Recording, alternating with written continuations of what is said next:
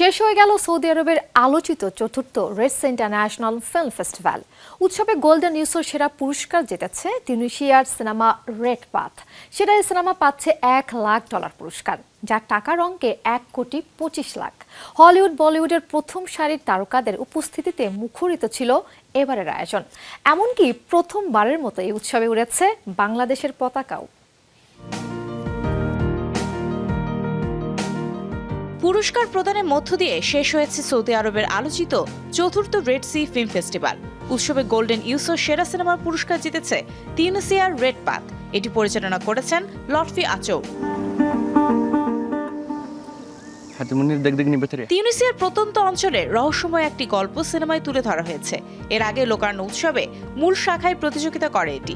পরে Vancouver film ফেস্টিভ্যালে audience অ্যাওয়ার্ডও জিতে নেয়। এদিকে সৌদি সিনেমার উপর তখনও নিষেধাজ্ঞা চলছিল।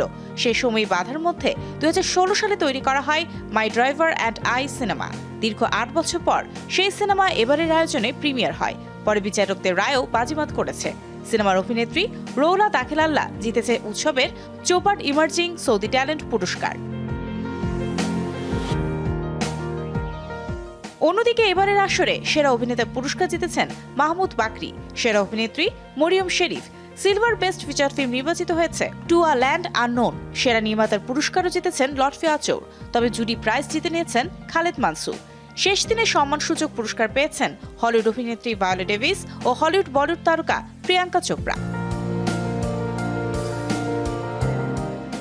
দীর্ঘ 35 বছর সৌদি আরবে সিনেমার উপর নিষেধাজ্ঞা ছিল।